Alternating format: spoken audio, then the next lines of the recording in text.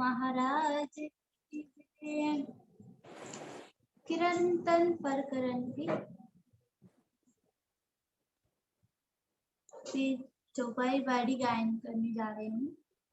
निज नाम सोई जाहिर हुआ जाके सब दुनिया राह देखत। निज नाम सोई जाहिर हुआ जाके सब दुनिया राह देखत। मुक्त देशी ब्रह्मांड को मुक्त देशी ब्रह्मांड को आए ब्रह्मा आत्म सत। निज नाम सोई जाहिर हुआ जाके सब दुनिया राह देखत।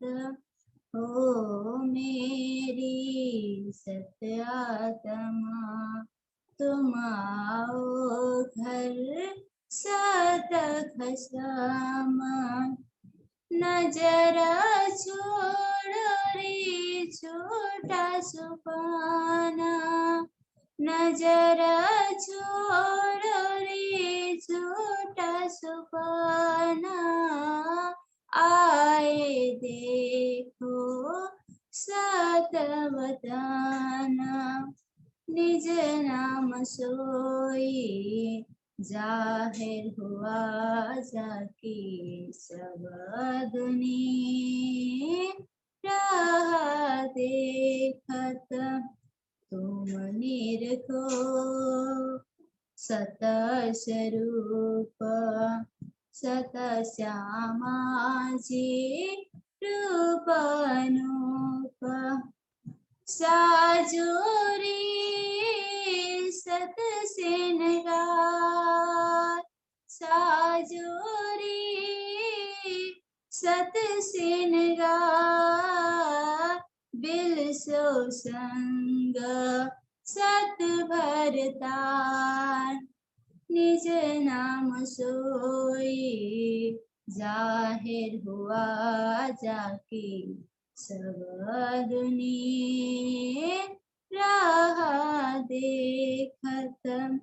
सत साई सो करो विलास तब टूट जाए छूटी आस। जो जो ले होंगे सत सुख जो जो लेओगे सत सुख त्यो त्यो छूटे असत छूट। निज नाम सोई जाहिर हुआ जाके सब दुनिया राह देखत।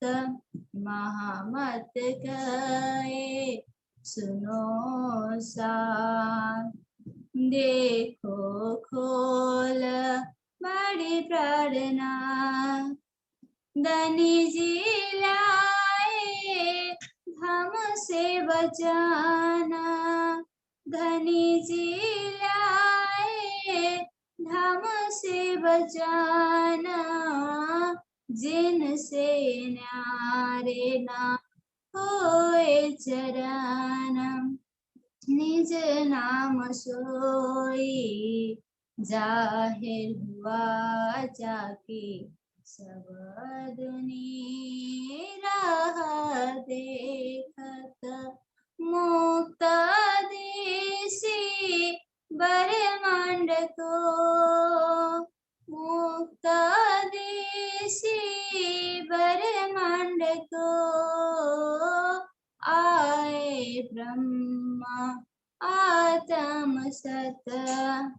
निज नाम सोई जाहिर हुआ जाके सब आदमी राह देखत, सब आदमी राह देखत। बोलिए श्री प्राणनाथ प्यारे की जय, सतगुरु महाराज की जय।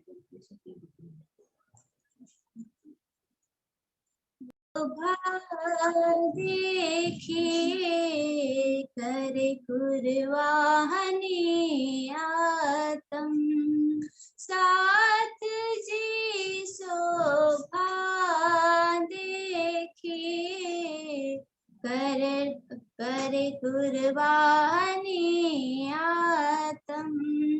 वार डारो नक सिखलो, ओ पर धाम धनी खसम, ओ पर धाम धनी खसम।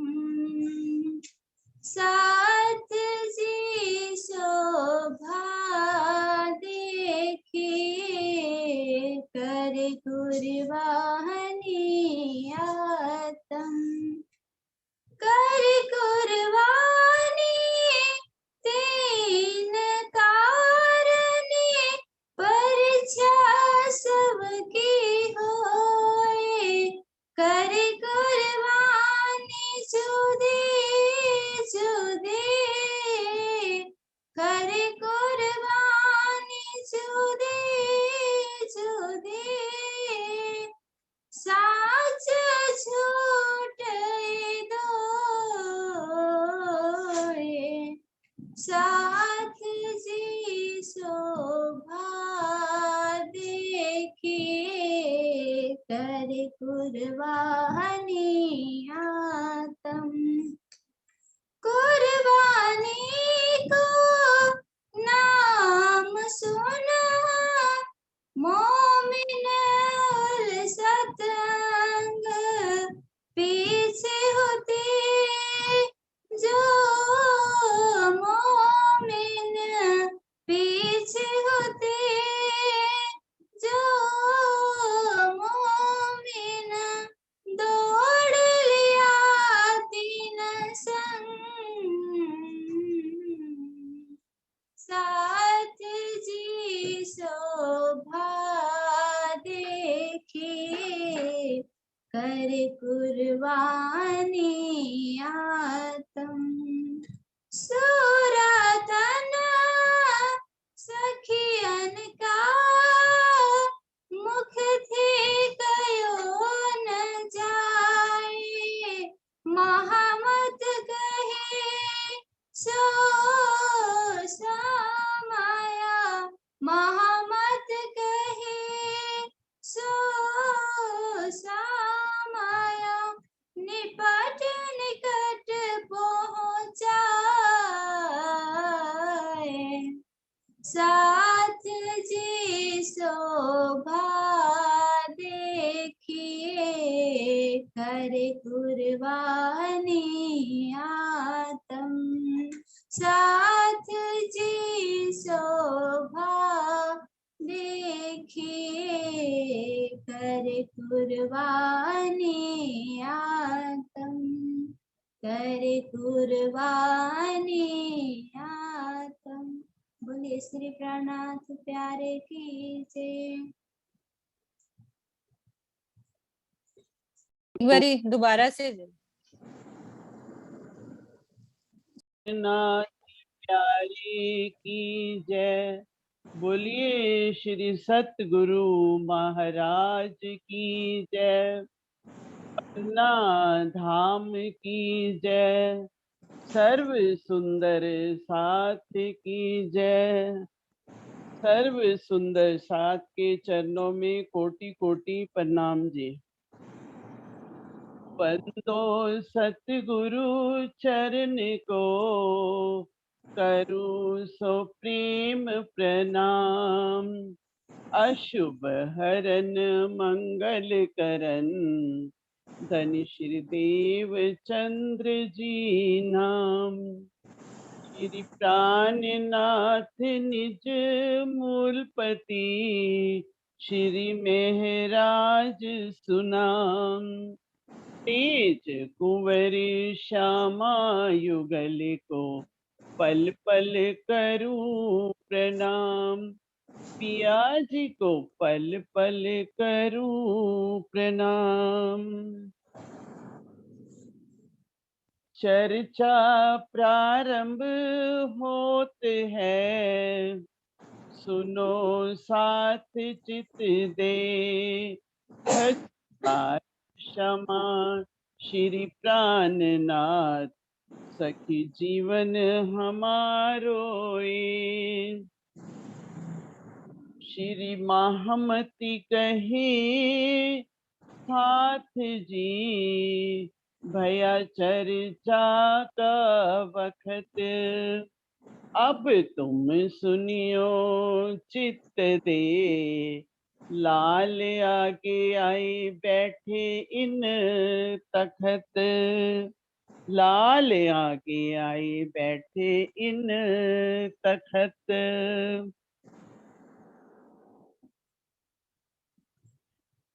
श्री महामती कहे मोमिनो, जिन पर हुआ मेराज। सो खासल खास उम्मत है, तन मार डरत हक काज। तन मार डरत हक काज।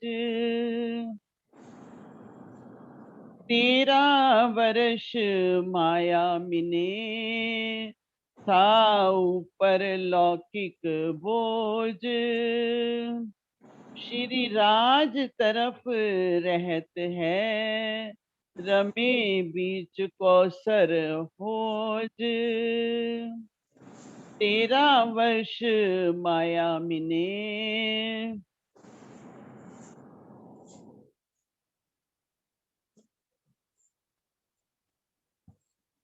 प्रणाम सुंदर साथ जी। स्वयं अक्षराधि धाम धनी लालदास जी के धाम हृदय में विराजमान होकर के अब उस कसौटी की ओर लेकर के चल रहे हैं, जिस कसौटी के ऊपर कसने बिना दीदार नहीं हो।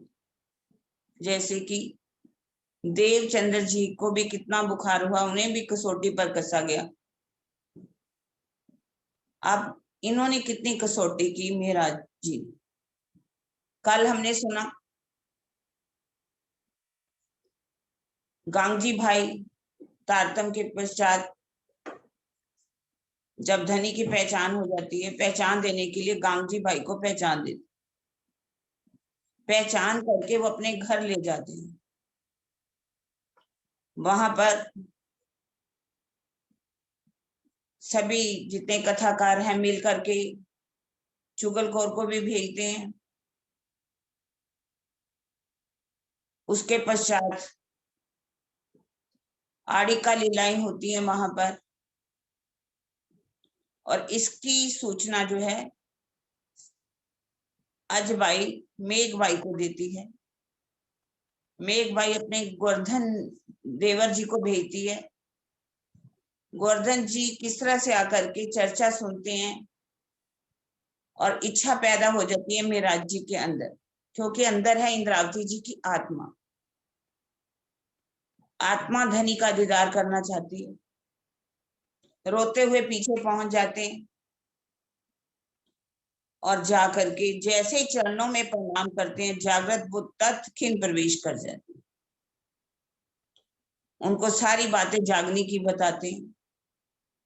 दोनों भाइयों में बहुत प्रेम होने के कारण सुबह शाम वो चर्चा सुनने जाते हैं। लेकिन उनका भाई जो था सांवलिया ठाकुर, उसको पसंद नहीं था। काम करना पड़ता था घर में, झगड़ा हो जाता है भाइयों में। इस बात की खबर जो है केशव ठाकुर जी को जब मिलती है तो वो दोनों भाइयों को लेकर के जाते हैं केशव भट्ट जी के पास, कांजी भट्ट के पास। कांजी भट्ट से प्रश्न करते हैं कि गुण कितने, 3 गुण, 5 तत्व, 14 लोग, 4 प्रकार की प्रलय के बारे में। वहां पर कैसे उनकी बातचीत होती है। उन्होंने एक ही प्रश्न पूछा था कि जब महाप्रलय होगी तो उस पारब्रह्म का ठिकाना कहां पर होगा, जिसका उत्तर कांजी भट्ट कैसे देते हैं। कांजी भट्ट कहते हैं कि अक्षय वट के ऊपर, क्षीर सागर के अंदर अक्षय वट के ऊपर अंगुष्ठ मात्र होकर के रहते हैं। उनके कहने का भाव था कि क्षीर सागर है एक, उसके अंदर एक अक्षय वट बरगद का पेड़ है, उसके ऊपर अंगुष्ठ मात्र होकर के रह जाए। जब उन्होंने एक ही प्रश्न किया, जब 14 लोक ही नहीं रहेंगे, 5 तत्व नहीं रहेंगे, 3 गुण नहीं रहेगा, तो कुछ भी नहीं बचेगा, तो पारब्रह्म का ठिकाना कहां पर रहेगा। तो उन्होंने क्या कहा कि ये प्रश्न का उत्तर ब्रह्मा जी भी नहीं दे सकते। तब उन्होंने किस तरह से समझाया, उसका थोड़ा सा संक्षिप्त में वर्णन कर रही हूं। क्षीर क्या है, क्षीर सागर क्या है, मोह सागर। इस मोह सागर में अक्षय रूपी वट है, ये संसार बना। इस संसार के अंदर चेतन और अवचेतन जीव का प्रकटन हुआ। इस चेतन जीव के अंदर, ये जो चेतन जीव है, इसके अंदर जो तन है, उसके अंदर दिल की बात की गई है। वो क्या है, अंगुष्ठ मात्र। अंगुष्ठ मात्र होने के कारण जीव का भी जो कह दिया कि जो पारब्रह्म है वो भी अंगुष्ठ मात्र होकर के रहते। तो इस दिल की बात अंगुष्ठ मात्र कहा गया है। इस दिल के अंदर ही जीव का वास है। जीव अपने अंतःकरण के साथ रहता है। जिस बात को जो कांजी भट्ट है वो समझ नहीं पाए, क्योंकि जीव जो है वो अति सूक्ष्म है। जिसे कहा गया था कि एक बाल की नोक के 10,000 हिस्से किए जाएं, उससे भी सूक्ष्म क्या है, जीव। और जीव जो है उससे भी, जो पारब्रह्म है उससे भी कहा गया है कि सूक्ष्म है। यदि वो इतने सूक्ष्म है तो उनका साइज जो है, माप जो है, वो हृदय के बराबर कैसे कहा जा सकता है। तो इस बात को कांजी भट्ट अच्छी तरह से समझ ना कारण उन्होंने इसी संसार के अंदर क्षीर सागर को घटा दिया 14 लोगों के अंदर ही, और कहा जाए 5 तत्व 3 गुण सभी समाप्त हो जाते थे, क्षीर सागर के अंदर है। अब दोनों भाई जो हैं प्रेम से वहां पर जाते हैं और ये 1700 तक इनका साथ रहता है।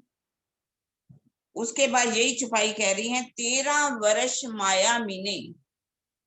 13 वर्ष, जब 1687 का समय था, जब वो देवचंद्र जी के चरणों में आए थे। 87 के बाद, 1687 के बाद 13 वर्ष के बाद गोवर्धन जी की का धाम गमन हो जाता है। और इन 13 वर्षों में उन्होंने अपने भाई से भी बहुत प्रेम किया और उनकी जो शादी है 1695 में फूलबाई के साथ भी हो जाती। और फूलबाई के साथ भी कुछ लगाव था, अपने भाई के साथ भी लगाव था। हालांकि दोनों भाई मिल करके कैसे चर्चा सुनने भी जाते हैं, लेकिन अपने उत्तरदायित्व का भी पूरा वहन करते हैं, क्योंकि नौकरी भी करते हैं। इसी बात का माया के अंदर डूबने की बात वाणी के अंदर आ गई, क्योंकि जिस तन से धाम धनी ने अपना कुछ कार्य लेना हो तो कभी भी उनको माया में डूबने देते नहीं। और यदि वो समझ करके भी माया में डूबते हैं तो उनके ऊपर गुनाह लग जाता है, एक कलंक लग जाता है, जिसका वर्णन वाणी के अंदर भी दे दिया गया।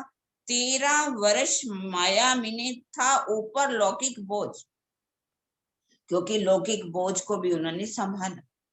लेकिन श्री राज तरफ रहते हैं, रमे बीच कौसर बोझ।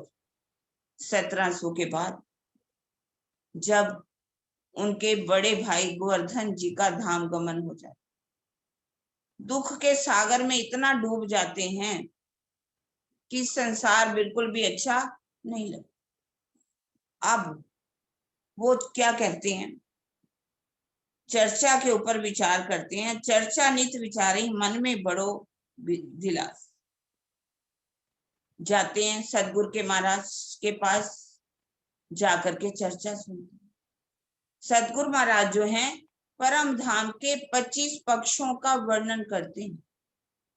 अब 25 पक्षों के आनंद में भी वो डूबते हैं, लेकिन वो उनके दिल में क्या इच्छा पैदा हो जाती है कि सदगुरु महाराज कैसे परम धाम का वर्णन करते हैं, कैसे सुंदर चर्चा सुनाते हैं।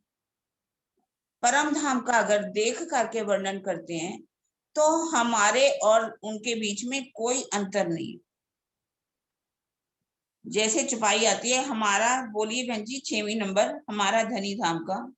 हमारा धनी धाम का, हमारे प्रीतम कौन है? अक्षरातीत धाम धनी है। क्या तिन से ए ना होए, क्या इनसे इतना भी नहीं हो सकता? हमें अरश अजीम की, हमें परम धाम के जो 25 पक्ष हैं, और दिखावे सोए, हम भी परम धाम को देख सकें, उनका दर्शन कर सकें।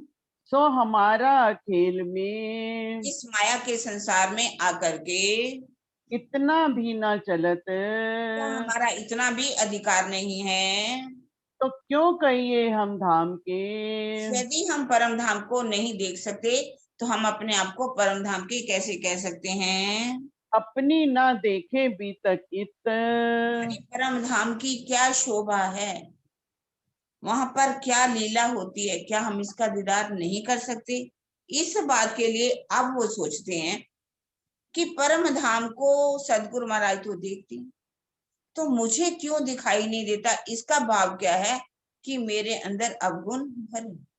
अपने अवगुणों को देखना शुरू करते हैं। अब मुझे क्या करना होगा? अपने अवगुणों को निकालना। ढूंढते हैं कि मेरे अंदर अवगुण कौन सा है, जो भी उनकी नजरों में आता है उसको वो काटने का प्रयत्न करें। और कर करके देवचंद्र जी के पास जाते हैं। हे सदगुरु महाराज, आप मुझे एक काम कीजिए, मेरे अवगुणों को बता दीजिए, क्या मेरे अंदर अभी अवगुण है? वो कहते हैं, देखो तुम्हारे अंदर कोई भी अवगुण नहीं है, तुम परम धाम की आत्मा हो, निर्मल आत्मा हो, और आत्मा के अंदर कभी भी अवगुण होता नहीं। तो फिर मन में विचार करते हैं कि क्या कारण है कि मुझे परम धाम क्यों नहीं दिखाई देता। इसके लिए अब उन्होंने क्या किया? फिर अपने दिल में, उन्होंने अपने दिल में क्या ले लिया? करते यह विचार, विचार करने लगते हैं। श्री धाम धनी यो कहते, धाम धनी क्या कहते हैं? मोहे चलना इन पर, मुझे वही काम करना है जो मुझे मेरी रहनी के अनुसार मुझे करना चाहिए। सुनत श्री मुख चर्चा, वो चर्चा को सुनते हैं। श्री देवचंद्र जी की जब देवचंद्र जी जब अपने मुखारबिंद से चर्चा करते हैं, चर्चा की चर्चा, अब जो चर्चा करते हैं उसी प्रकार की वैसी ही चर्चा जो है कर साथ आगे सब, सुंदर साथ के बीच में जा करके सुंदर साथ को सुनाते हैं। वचन वर्णन करत हैं, सतगुरु महाराज ने जैसे वर्णन किया था, अब सोचते हैं कि मुझे ऐसे ही वचनों पर चलना होगा। चर्चा सुनने से कुछ नहीं, जब तक मैं उसे रहनी में ना उतार लूं तो कैसे मैं परम धाम की आत्मा हो सकती हूँ। अब क्या करते हैं? 30 वार से अपने मन पर मन को साधते हैं, क्योंकि जब तक मन को ना साधना में उतारा जाए तो ये अंतःस्करण हमारा साफ नहीं है। इस अंतःस्करण को साफ करने के लिए मन के ऊपर बड़ा जुल्म करते हैं, अपने आकार को इतनी कसनी पर उतार देते हैं ताकि मैं अपनी आत्म को जागृत कर सकूं। उतरता आहार घटाइया, अपना जो भोजन करते थे उसको कम करती। अगर मान लीजिए 3 रोटी खाते थे तो 2 कर दी, 2 से 1 कर दी, धीरे धीरे धीरे 1 पैसा भर भोजन करना शुरू कर दिया, पैसा बहुत ही कम। और उनके जब चर्चा सुनते हैं तो चर्चा सुनते हुए उनकी आंखों में से आंसू निकलते हैं, धीरे धीरे धीरे उनका शरीर पीला पड़ता चला। फिर भी देखते हैं कि क्या मेरे अंदर अवगुण हैं कौन से। अब सोचते हैं कि अब शायद मेरे पास जो घर में सोना है, चांदी है, मेरे पत्नी के गहने हैं, मुझे इनको भी घर से निकाल देना चाहिए, क्योंकि इस सोने में भी अवगुण होता है, कलयुग बैठा हो। क्योंकि उन्होंने भागवत में भी सुन रखा कि जब राजा परीक्षित को राज गद्दी पर बिठाया जाता है तो वो क्या करते हैं, सोने का मुकुट पहनते, सोने का मुकुट पहनते हैं, तो कहा जाता है कि उसमें कलयुग निवास करता है।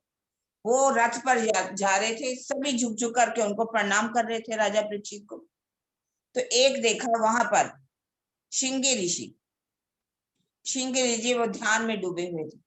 इन्होंने सोचा इन्होंने तो मेरी क्या कर दी है, बेइज्जती कर दी है, इन्होंने उठ करके मुझे प्रणाम नहीं किया। तो वहां पर कहा जाता है कि पास में ही एक मरा हुआ सांप पड़ा हुआ था, मरा हुआ सांप जो है उनके चरण, उनके गले में डाल दिया।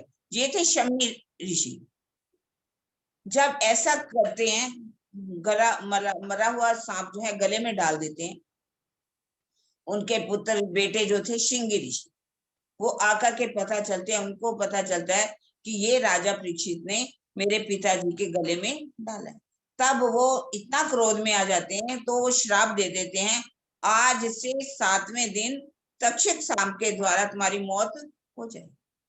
इस बात जैसे ही राजा परीक्षित अपने दरबार में पहुंचते हैं, अपना मुकुट उतारते हैं, तो मुकुट उतारने के बाद उनको एकदम ऐसा लगता है कि आज मैं कुछ गलत कार्य करती हूँ, मुझसे ये कुछ गलती हुई है, मैं उस ऋषि के गले में वो सांप डाल करके आया हूँ। उन्हें ये भी पता चल जाता है कि उन्होंने मुझे श्राप दे दिया कि मैं आज के बाद 7वें दिन तक्षक सांप के द्वारा मारा जाऊं। उनके पिता को जब पता चला कि मेरे बेटे श्रृंगी ऋषि ने इतना बड़ा श्राप दिया, उनको बहुत कहा कि आपने बहुत कार्य किए, राजा इतने अच्छे हैं कि ऐसे राजा हमें नहीं मिल सकते, लेकिन अब जो तुमने श्राप दे दिया इसको वापस भी लिया नहीं जा सकता। तब उन्होंने कहा कि अब मुझे अपनी आत्म कल्याण के लिए भागवत को सुनना चाहिए। शुकदेव जी के द्वारा उस भागवत को सुनते हैं। 7वें दिन में तक्षक सांप ने उनको काट लिया और उनकी मृत्यु हुई। और लिखा गया है कि उनको कहां पर पहुंचे, वैकुंठ में। अब उन्होंने ये सुन रखा था कि सोने के अंदर क्या होता है, कलयुग बैठा होता है। जितना आप ज्यादा सोना पहनोगे, सोच लीजिए कि हमें सोचना है कि उसके अंदर क्या है, कलयुग बैठा। तो सोना जितना भी था, पत्नी का भी था, सभी जवाहरात जाकर के जो जेवर थे सतगुरु महाराज के चरणों में रख देते हैं और कहते हैं, हे सतगुरु महाराज, आप मेरे अंदर जितने भी अवगुण हैं उनको निकाल दीजिए। अपने अब सोचते मैं अपनी मन की परख कैसे करूं, मेरा मन जो है क्या इन चीजों को देख करके ललचाता तो नहीं। बाजार में चले जाते हैं, बाजार में मिठाइयां को भी देखते हैं, कहीं मेरे मन में इनको देख करके पानी तो नहीं आ रहा, क्योंकि मन जो है इन चीजों की तरफ जल्दी भागता है। एक बार की बात है, सतगुरु महाराज, बड़े महाराज जी, राम रतन दास महाराज जी का दिल किया कि बाजार में जा रहे थे तो वहां पर जलेबियां तली जा रही, जलेबियों को देख करके मन में आया कि मैं इन जलेबियों को खा लूं। फिर कहती है अपने मन को कि मन, तुझे जलेबी चाहिए, चल मैं तुझे जलेबी खिलाता हूँ। वहीं पार चले गए बाग के अंदर। बाग में क्या लगा हुआ था? नीम लगी हुई थी।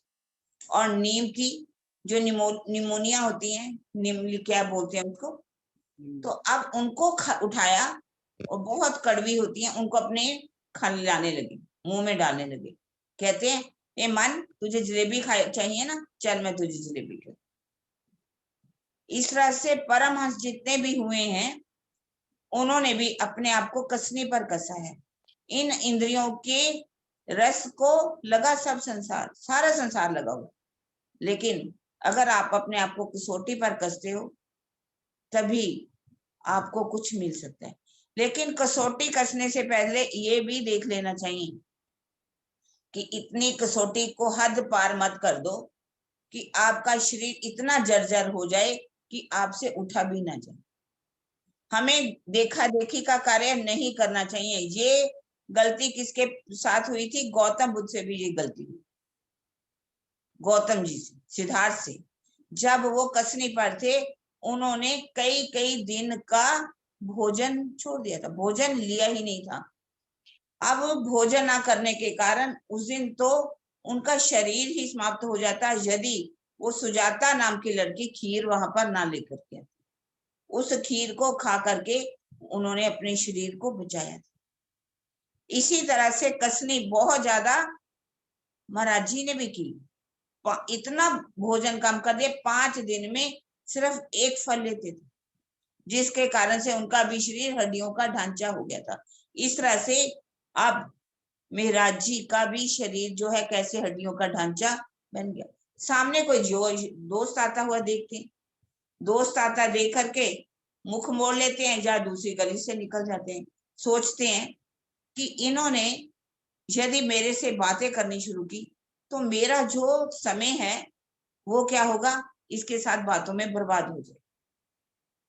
मुझे तो इन दुनिया की बात को सुनना ही नहीं है, मैं बात करना ही नहीं चाहता। हम लोग तो क्या है, बातें करने के लिए कोई ना कोई ढूंढते हैं, कोई तो मिले, समय पास हो जाए। हम अकेले कहीं बस में भी बैठना चाहे तो अकेले नहीं बैठेंगे, अपनी जो कोई दूसरी सीट हो उसके साथ मिलेंगे, बैठेंगे। क्यों? क्योंकि हमें बातें करनी है। बात तो अगर हमें अकेलापन है, अकेलापन सबसे बड़ा, उसमें राज्य हमारे साथ होते हैं, राज्य के साथ हम बैठ करके बातें कर सकते हैं, उनका ध्यान कर सकते हैं। हम चर्चा तो सुन रहे हैं लेकिन चर्चा पर चलते नहीं। अब क्या कहते हैं, जब इतनी कसनी पर अपने आप को कस लेते हैं तो छपाई आती है 26वीं। तब हाँ, श्री धाम मुँह आगे, तब उनकी सुरता परम धाम में पहुंच जाती है। फिर वल्या गिरद, फिर वल्या है गिरद, वे परम धाम के 25 पक्षों में विचरण करने लगती है, परम धाम की सुंदर शोभाओं को देखती है। अपना आपा देखिया, अपना आपा देखिया। अपना आपा देखने का मतलब है अपनी पर आत्म को भी वो देख लेते हैं। किया आकार को रद्द, जब अपने आकार को रद्द कर दिया अर्थात शरीर को पूरी तरह से कसौटी पर कस लिया, तब उन्होंने परम धाम के 25 पक्षों को भी देख लिया और अपनी पारात्म को भी देख लिया।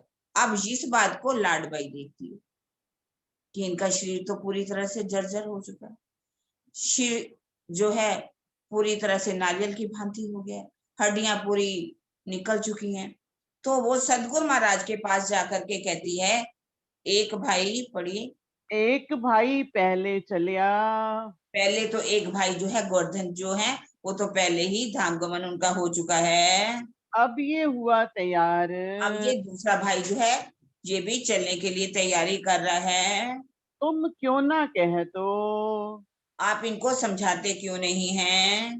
डर नहीं लगत लगार, क्या आपको ऐसा नहीं लगता कि मेरा जो है अपना शरीर छोड़ने के लिए तैयार हो चुके हैं? इस तरह से अब बुलाया जाता है देवचंद्र जी, उनको मेराज जी को। देवचंद्र जी पूछते हैं, हे देवचंद्र जी, आप बताओ आपके दिल में है क्या, क्या है तुम्हारे दिल में, आज मुझे अच्छी तरह से बता दो। तब उन्होंने एक वही सवाल कह दिया कि आप मेरे अंदर जितने भी अवगुण हैं उनको दिखा दो। तब उन्होंने कहा, तुमने मेरी पहचान क्या की। इतने में बाल बाई भी बोल पड़ती, महाराज क्या तुमने इनके तन की पहचान किया, क्या तुमने अंदर बैठे स्वरूप की पहचान नहीं की। यदि तुमने इनके अंदर बैठे स्वरूप की पहचान कर ली होती तो तुम क्या करते, उनके सामने बैठे रहते, उनकी परिक्रमा करते रहते।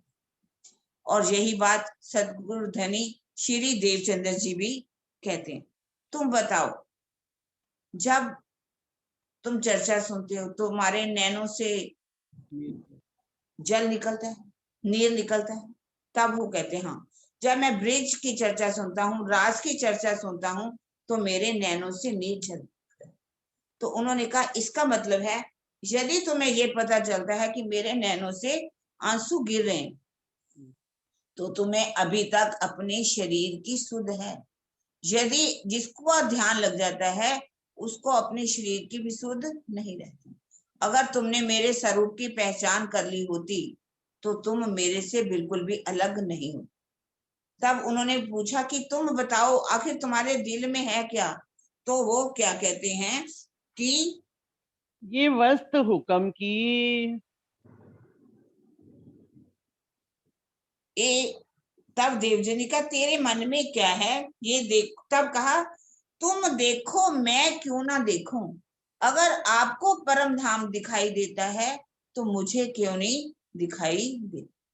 तब उन्होंने कहा, ये वस्तु हुक्म की, ये जो परम धाम की देखना, ये तो धाम धनी के हुक्म का के अंदर है। क्योंकि अभी कौन से दिन की लीला चल रही है, चौथे दिन की लीला चल रही है। चौथे दिन से मेरे तन से लीला हो रही है और पांचवें दिन से तो तुम्हारे तन से लीला होनी है।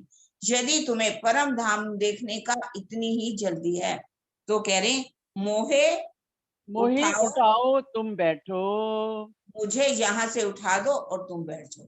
इसका भाव क्या लिया जाता है कि इस गादी पर मैं बैठा हूं, मुझे इस गादी पर उठा दो और आप बैठ जाओ। क्या गादी के ऊपर बैठने पर परम धाम दिखाई देता? क्या एक रुई की गादी में इतनी शक्ति है कि वो परम धाम को दिखाए, अपने परम धाम के परम शोभा को दिखा दे? ऐसा नहीं। गादी पर बैठने पर ही अगर परम धाम दिखाई देता तो बिहारी जी आगे चल करके गादी पर बैठेंगे। उनके अंदर कोई भी शक्ति काम नहीं करती, उनके ऊपर धनी की बिल्कुल भी मेहर नहीं होती। उनके कहने का भाव था कि जो युगस्वरूप मेरे धाम हृदय में बैठ करके लीला कर रहे हैं, अब जब यही युगस्वरूप इस तन से उठ करके आपके अंदर आकर के बैठ जाएंगे तो तुम्हें परम धाम दिखाई देने लगेगा, तुम भी वर्णन करो। क्योंकि बिना मेरे तन छोड़े धाम धनी तुम्हारे हृदय में आकर के विराजमान नहीं हो सकते। यदि तुम्हें देखने की इतनी ही जल्दी है तो मैं तन छोड़ देता हूं और धाम धनी तुम्हारे धाम हृदय में आकर के विराजमान हो जाए। जैसे कि ऐसी बात को सुना, उनके दिल में एक दर्द जागा। क्या मैंने ऐसा सोचा कि मैं अपने धनी के लिए ऐसा सोच सकता हूँ, सदगुरु महाराज के लिए ऐसा सोच सकता हूँ? इतने में बालबाई कहती है कि हे धनी, आप ऐसा कीजिए, इनको कुछ माया का काम कर दे दीजिए जिससे कि इनकी जो सुरता है अब इधर माया के काम में लग जानी चाहिए, इनके जो विचार हैं कुछ अलग हो जाए। तब उनको कहा जाता है, तुम गुजरात में जाओ और जा करके बुद्ध गीता, बुद्ध स्तोत्र, महेश्वर तंत्र इत्यादि कुछ किताबें लेकर के। अब उन किताबों को लेने के लिए धनी का हुक्म मान करके अब गुजरात में की तरफ चलते हैं, अर्थात नौतनपुरी से अहमदाबाद की ओर चल रहे। जब वहां पर जा रहे होते हैं तो रास्ते में क्या देखें कि एक आश्रम दिखाई दे। आश्रम में एक महात्मा जी बैठे हैं, वहां पर अंदर जाते हैं, थोड़ा आराम तो कहीं ना कहीं करती हूँ। तो उन्होंने कहा बेटा कहाँ जा रहे हो? उन्होंने कहा कि मुझे इस तरह से प्राण चिंता और महेश्वर तंत्र किताबें चाहिए। उन्होंने वो किताबें निकाली अंदर से और मेराज जी के हाथ में रख दी। अब वो इन किताबों को लेकर के जैसे ही चलते हैं तो पीछे जब मुड़ करके देखते हैं कहीं उनको कुछ भी दिखाई नहीं, कोई आश्रम नहीं, कोई महात्मा नहीं।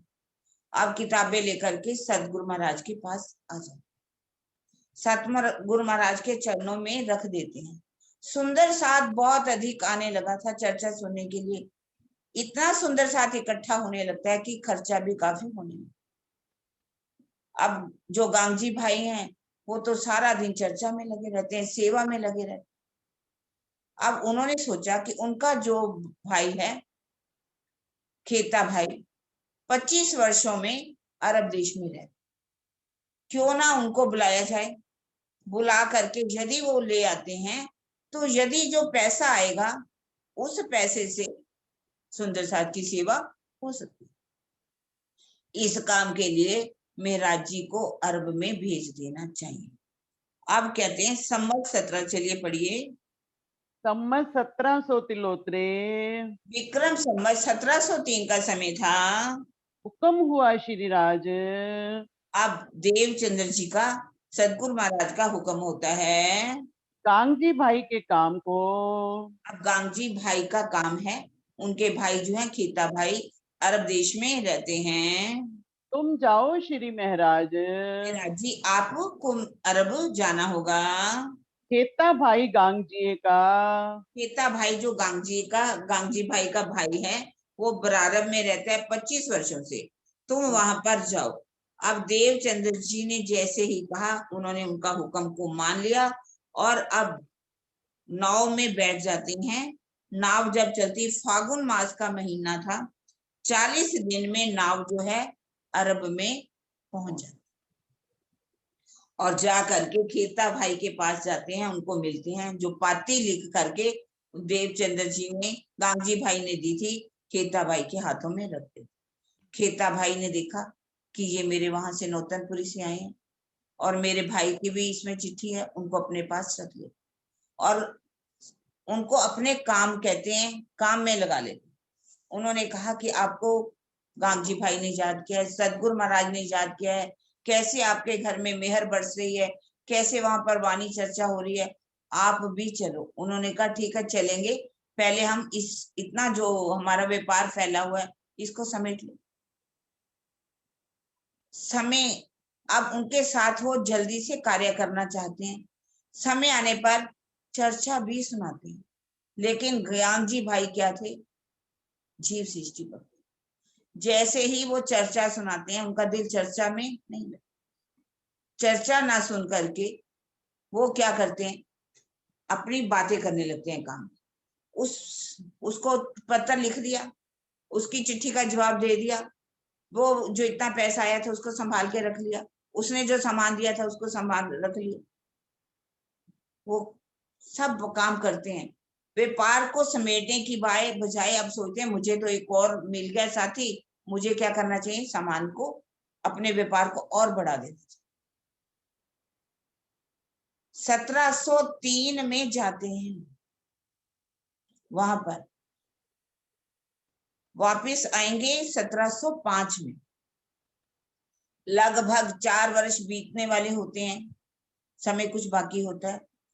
तो वहां क्या ऐसा होता है, एक दिन किसी काम के लिए बाहर गए होते हैं, इतने में खेता भाई का पीछे क्या हो जाता है, देह त्याग देते हैं, मृत्यु हो जाती है। जैसे ही वापस आते हैं देखते हैं कि खेता भाई की तो मृत्यु हो चुकी है और उनके सामान के ऊपर वहां का जो शेख सल्ला था उसने अपनी मोहर लगा दी। उनको मालूम था कि ये जो खेता भाई हैं 25 वर्षों से यहाँ पर है, इनका कोई भी नहीं है, तो सामान जो है सारा उसके ऊपर मोहर लगा देती है। काफी सामान उनके वहां से उठा करके अपने जाकर के गोदाम में रख देते। मेराज जी आते हैं, मेराज जी पूरी कोशिश करते हैं, जाकर के शेख सल्ला से मिलते हैं कि हे शेख सल्ला, ये मेरे भाई हैं, अपना पत्थर भी दिखा देते हैं, सब कुछ दिखाते हैं। पर शेख सल्ला ऐसा था, उसके दिल में क्या आ चुकी थी कि यदि ये सारा सामान यहां से लेकर के चले जाते हिंदुस्तान में तो हमारे देश का पैसा वहां पर चला जाएगा। उसके दिल में ये खोट थी कि यहाँ अरब का पैसा कभी भी हिंदुस्तान में जाना नहीं चाहिए। बहुत समझाने पर भी जो है शेख सल्ला नहीं मानता। तब वो सोचता है कि ये तो किसी ना किसी कारण से अपना भाई सिद्ध कर देंगे और अपना पैसा ले जाएंगे। तो उन्होंने सोचा इनको ही समाप्त कर देना चाहिए, मेहराज जी को। इस बात की खबर जब मेहराज जी के कानों में पहुंचती है तो वो वहां से चलते हैं। वहां से चलते एक पहाड़ी पर मस्कत बंदर की तरफ चलते। मस्कत बंदर उस समय अरब की राजधानी। वहां पर जाकर के फजर हो जाती है, रातों रात चलते हैं। वहां प्रातः काल पहुंच जाते सवेरा, वहां पर रहने लगते हैं और वहां पर जाकर के वहां का जो खलीफा था उससे मिलना चाहते हैं। 2 महीने हो जाते हैं, लेकिन उसका जो वहां मंत्री था, जो संदेश अंदर देता था, वो उनको मिलने ही नहीं। बहुत कोशिश करते हैं कि मैं उनसे मिल पाऊं, इतना दुखी हो जाते हैं। 2 महीने तक एक दिन उदास होकर के एक पहाड़ी के ऊपर बैठे होते हैं। तो इतने में एक अरब आता है वहां पर, कहता बेटा क्या बात है, इतना दुखी क्यों हो रहे हो? तो उन्होंने एक शख्स से दिया दीदा, शख्स यानी के राज्य के जोश की शक्ति एक अरब के रूप में उनको आकर के मिलती। तब उस अरब को वो सारी अपनी बात बता कि मैं वहां से के इमाम से कैसे मिलना चाहता हूँ, मैं के सारी बात अपनी बता देते। 2 महीने हो गए मुझे चक्कर काटते हुए। तो उन्होंने कहा कोई चिंता वाली बात नहीं, मैं एक पत्थर लिख करके तुम्हें देता हूँ, तुझे करना क्या होगा, इस पत्थर को ले जा करके उस जो वहां का बादशाह है उससे मिलना हो।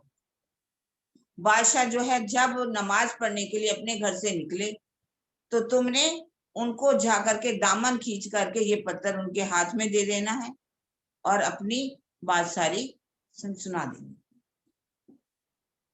मेरा जी जब जुमे का दिन था, शुक्रवार का दिन, जिस समय वो नमाज पढ़ने के लिए घर से निकलते हैं, रास्ते में जाकर के खड़े हो जाते हैं, जा करके उनका दामन इतनी जोर से खींचते हैं। तो उन्होंने जैसे ही दामन खींचा, उनकी जो कस है वो भी टूट जाती है। पहरेदार जो है, सैनिक चारों तरफ घेरे हुए थे उनको, सब ने आकर के मेहराज जी को पकड़ना चाहा, जैसे उन्होंने पकड़ने से मना कर दिया। उन्होंने कहा बेटा बताओ क्या कहना चाहते हो। उन्होंने वो पत्थर भी उनके हाथ में दे दिया और पत्थर में तभी का लात कौफ या बनी, डरो मत बेटा, कहो सब तेरी बात, आप अपने दिल की सारी बात मुझे बता दी। तब रुक्का जो था उन्होंने उनके हाथ में दे दिया और अपने दिल की जो बात थी, कैसे उनके साथ हुआ, सारी बात जो है वो उनको राजा को बता देती बादशाह।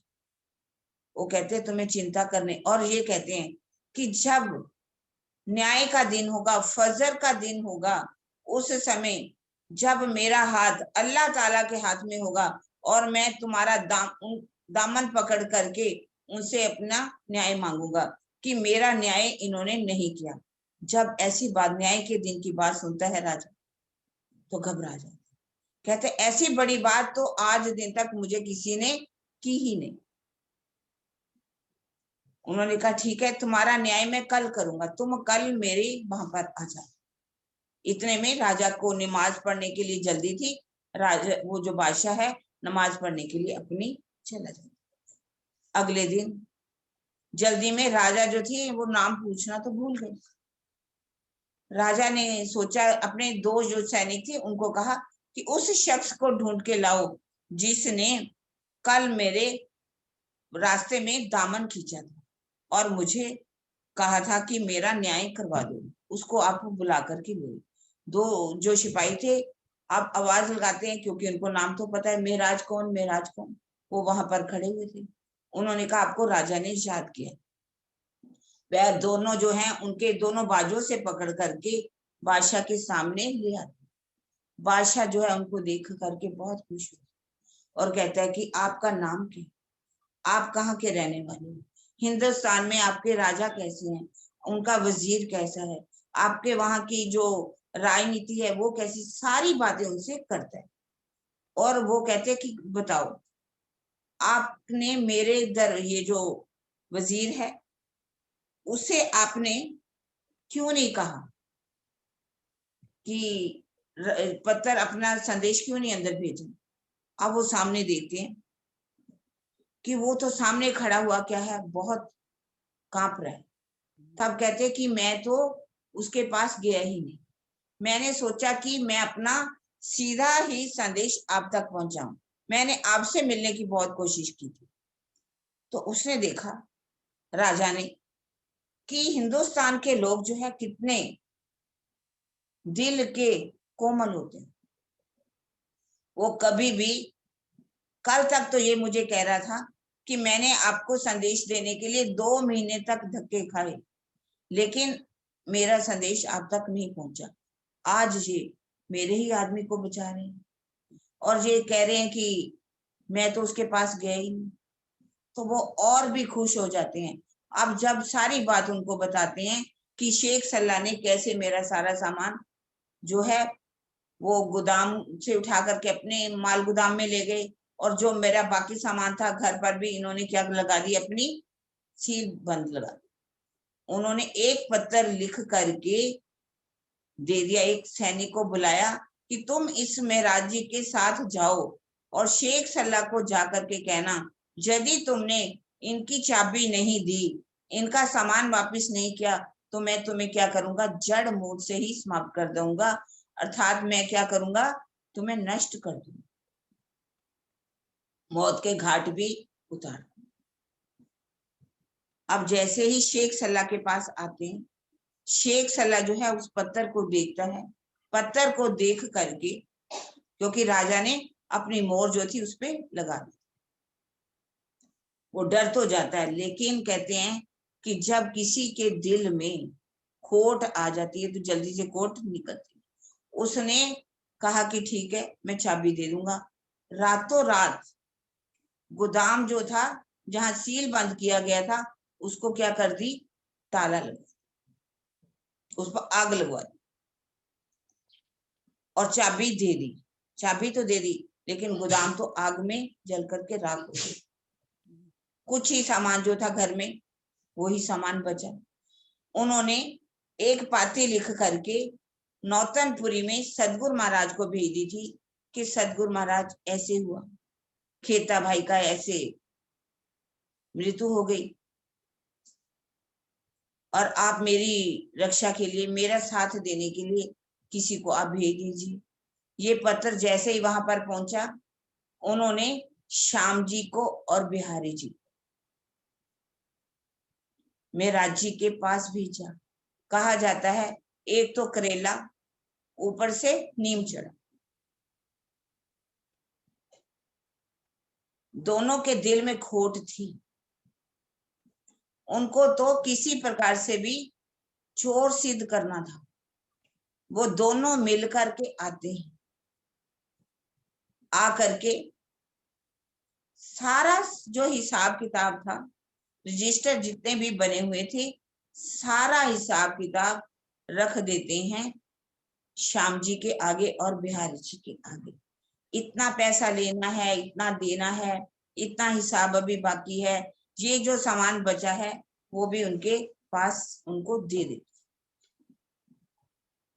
अब उन्होंने सोचा ये तो बहुत झूठ बोल रहा है, इसने पैसा लगता है अपने पास छुपा दे। अब चलते हैं, दोनों नाव पर बिठा दिया जाता है, दोनों नाव पर बैठते हैं। सामान जो लिया था, कहा जाता है कुछ तो उन्होंने नाव में फेंक दिया, समुद्र में फेंक दिया, और कुछ सामान जो था जाकर के छुपा दिया और जाकर के कह दिया कि जो मेहराज हैं उन्होंने सारा सामान हड़प लिया है, हमें तो ये थोड़ा सा ही कुछ सामान जो है दिखाते हैं, बाकी कहते हैं कि उन्होंने हमें ना मात्र ही सामान दिया, कुछ भी नहीं दिया, सारा सामान चोरी कर लिया। देवचंद्र जी को बिल्कुल भी यकीन नहीं आता। उनको पता था कि मेराज के अंदर थोड़ा सा भी कलंक नहीं है, वो ऐसा कर ही नहीं सकते। इसलिए देवचंद्र जी भी चुप हो जाते हैं और गांगजी भाई भी चुप हो जाते हैं। उन्होंने कहा था मैं जल्दी ही बाकी का सामान जो पैसा इकट्ठा करके मैं वापस लौट करके आ जाऊं। उन्होंने जाती नाव पर तो दोनों को भेज दिया था। अब सारा वहां पर हिसाब किताब करके अब वो रख देते हैं, जा करके लेकर के चलते हैं, नाव पर बैठते हैं। जैसे ही नाव पर बैठते हैं, इधर पता चल जाता है बालबाई को भी, दोनों भाइयों को, श्याम जी को और बिहारी जी, कि जो मेराज है नाव पर बैठ करके आ रहे हैं पैसा भी लेकर के। अगर वो आ गए, सतगुरु महाराज को सारी बात बता दी, तो सतगुरु महाराज जो हैं हमारे पर तो यकीन नहीं करेंगे, महाराज पर जरूर यकीन करेंगे और हम चोर सिद्ध हो जाएंगे। हमें किसी ना किसी तरीके से उनको चरणों में आने ही नहीं देना। सतगुरु महाराज को बहुत समझाते हैं, लेकिन देखा दोनों ने नहीं बात सुनी। अब सोचते हैं किसके पास जाना चाहिए, बालबाई। बालबाई के पास कहते बुआ मेराज ने तो हमारा सारा पैसा खा ही लिया, अब हमें ऐसा कार्य करना है कि वो सतगुरु महाराज के चरणों में ना आ सके और जाकर के राजा को चुगली कर देनी। राजा को चुगली कर देंगे, वो उनको अंदर बंद कर देंगे। जा करके झूठी शिकायत बालबाई लगा देती है राजा को।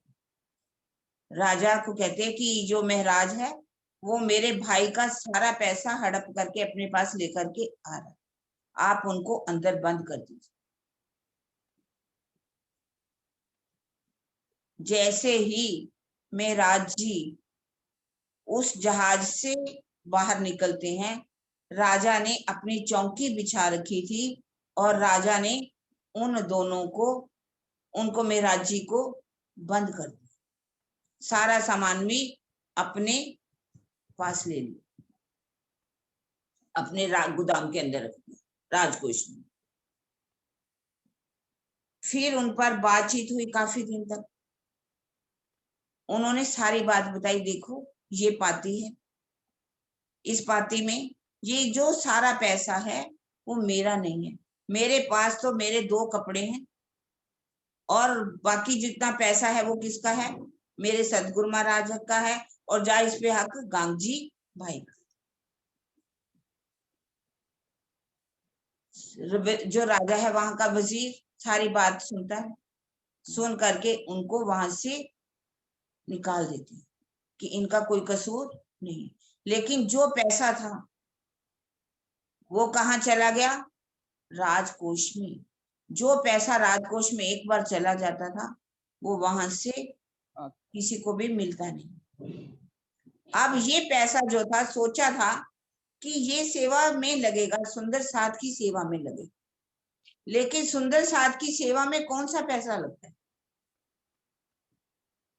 जो कि बहुत मेहनत करके कमाया हो, जो कि एक गरीब की मेहनत का पैसा हो, जिसने भी सच्चे दिल से किसी का दिल दुखा करके पैसा कमाया हो, वही पैसा जो है इस जागनी के कार्य में लगता है। वो पैसा जो था खेता भाई ने कैसे कमाया था? खेता भाई वहां के जो लोग, जनता थी, वो गरीब लोग जो होते थे वो उनके पास आते थे, कोई अपनी जमीन रख जाता था, कोई अपने सोना चांदी रख जाता था, घर में जो भी कीमती वस्तुएं होती थी रख जाता था, और वो सारा सामान भी अपने पास रखते थे और उनसे खूब ब्याज भी लेते। ब्याज भी कहते हैं इतना सूद लेते थे कि वो लोग पैसा जो था, ब्याज तो क्या देना, अब उनका जो ब्याज तो समाप्त हो ही जाती है, उनका जो खुद कहते हैं कि जो मूल है वो भी समाप्त हो जाती है। ब्याज क्योंकि गरीब लोग दे नहीं सकते, तो ब्याज बढ़ता बढ़ता चक्रवृद्धि ब्याज ऐसा बढ़ जाता है कि उनकी जो मूल है वो भी समाप्त हो जाता है। ऐसा कमाया हुआ पैसा कहा जाता है कि या तो उसको आग लग जाती है, या तो दान दे दिया जाए। वैसे तो इसको आग लगती है, पानी में डूब जाता है, या कहीं चोरी हो जाती। और यही हुआ, उनके गोदामों को आग लग गई। सारा पैसा किस में चला गया? अग्नि में। सारी वस्तुएं आग में जला दी गई। और दूसरा, उन्होंने दोनों ने श्याम जी ने और बिहारी जी ने काफी जो सोने की देवची थी, जो भी कुछ सामान था सोना की, वो समुद्र में फेंक दिया था। और बाकी कुछ जो था राजकोष में, जब मेहराज जी पैसा लेके आते हैं तो वो किस में चला गया? राजकोष में। सेवा में वो पैसा लगा नहीं। अब ये जो हैं अपने बाल भाई, आप कहते हैं देखो बुआ, बाल भाई बुआ, अब तो मेहराज वापस आ रहे हैं, आपको अब ऐसा काम करना है कि मेहराज जी का प्रणाम ही सदगुरु महाराज स्वीकार ना करें। बाल भाई जो थी वो आती है सदगुरु महाराज के पास, कहती है सदगुरु महाराज मेहराज जो है चोर है, उसने चोरी तो करी। अब आप जब वो आए तो आपने उनका प्रणाम स्वीकार नहीं किया। यदि आप प्रणाम स्वीकार करोगे तो मैं कुएं में गिर करके अपने आप को मार दूंगी, छलांग लगा दूंगी। देवचंद्र जी क्या करें? सदगुरु महाराज फैसला ही उन्होंने ऐसा कर दिया था। इसीलिए कभी कभी कह दिया जाता है कि कभी भी महिलाओं के हाथ में सारा प्रबंध नहीं देना चाहिए, और उनके अधीन भी राजा को कभी भी नहीं होना चाहिए। यदि राजा किसी महिलाओं के अधीन हो जाता है तो उस राज का गिरावट होती ही होती है। सदगुरु महाराज ने, अब हम यहाँ पर कह सकते हैं कि आखिर उन्होंने, क्योंकि ये राजी नहीं दिल में सोचा, बिना विरहा दिए हुए सतगुरु महाराज जी को कंचन नहीं बनाया जा सकता। उनको विरहा की अग्नि में जला करके ही कंचन बनाना था। भले ही इसका कारण कौन बनी? बालबाई। जैसे ही महाराज जी प्रणाम करने के लिए आते हैं, सदगुरु महाराज ने मुख पर पल्ला कर लिया और दूसरी तरफ मुख कर लिया, और मुख करके लेट गए। बहुत चरणों में प्रणाम करते हैं, कहते सदगुरु महाराज, हे सदगुरु महाराज, देखो आपका महराज आया है, देखो आपका महराज आया है, आप मेरा प्रणाम तो स्वीकार कर लीजिए। आपने मुझे भेजा था, मैं आपके कारण कहाँ कहाँ गया, आप मेरा प्रणाम स्वीकार नहीं कर रहे, आप और कुछ बात नहीं तो कुछ तो बात मेरे साथ कर लीजिए। लेकिन उन्होंने देखा कि बालबाई जो है कुएं पर खड़ी हुई, और अगर वो प्रणाम स्वीकार करते हैं तो वो बालबाई जो है कुएं में छलांग लगानी, वो प्रणाम स्वीकार नहीं। अब उनके अंदर सब अभिमान जागता है। अभिमान अलग होता है, सब अभिमान अलग। वो कहते हैं हे सदगुरु महाराज, अब आप जब तक मुझे आप नहीं बुलाओगे मैं आपके पास नहीं आऊंगा, अब आप ही बुलाओगे तभी मैं आपके पास आऊंगा। हालांकि ये सब अभिमान था, अभिमान अहंकार होता है, लेकिन सब अभिमान अंदर से जीव का होता है, लेकिन आत्मा तो दृष्ट है। जब आप बाद में वाणी में आएगा, मेरे धनी धाम के दूल्हा मैं कर ना सकी पहचान, सो रोऊं मैं याद कर कर जो मारे हित के। मुझसे भी गलती हुई, मेरे अंदर ये सब अभिमान भी क्यों आया? यदि मैं आपके ऊपर चरणों में समर्पित थी तो मुझे ये नहीं सोचना चाहिए था, मुझे वहीं पर ही बैठ जाना चाहिए। मैं अगर बैठी रहती, कितने दिन तक आप मेरा प्रणाम स्वीकार नहीं कर। मैंने आपके स्वरूप की पहचान नहीं की और इसी कारण से मेरे अंदर सब अभिमान आया। हमें अपने अंदर, जब आप किसी के ऊपर कुर्बान आ जाते हो, मान क्या, अपमान क्या, सब अभिमान क्या, सब कुछ समर्पित, कुछ भी हमारे अंदर नहीं रहना चाहिए। अब वहां से निकलते हैं, भाई के पास चले जाते हैं, सांवलिया ठाकुर के। सांवलिया ठाकुर के घर में रहते हैं। जैसे जैसे समय बीतता है, 5 में वापस आए, 7 में, 9 में, 8 में, 5 साल तक वो रहते हैं वहां पर। 1703 में गए, 1708 में वापस आए और 2 वर्ष तक सांवलिया ठाकुर के घर में रहते हैं। जैसे जैसे ऋतुएं आती हैं, ऋतुओं में वो कितना विरह करते हैं, जिसका वर्णन खटूती में बहुत ही मार्मिक ढंग से किया। सर्द ऋतु आती, तो सर्द ऋतु में वो धाम धनी के लिए, अपने सदगुरु महाराज के लिए विरह करते। उसके बाद हेम ऋतु आती, हेमंत ऋतु। सर्द ऋतु के बाद हेमंत ऋतु आती। कैसे धनी, चारों तरफ बर्फ ही बर्फ दिखाई। और ऐसी ऋतुओं में एक विरहन का क्या हालत है, विरहन कैसे आपके विरह में तड़प रही। हेमंत के बाद शीत ऋतु आती है, जब ठंडी ठंडी हवाएं चलने लगी, कहने लगे ये ठंडी ठंडी हवाएं मेरे हृदय को चीर करके निकल रही।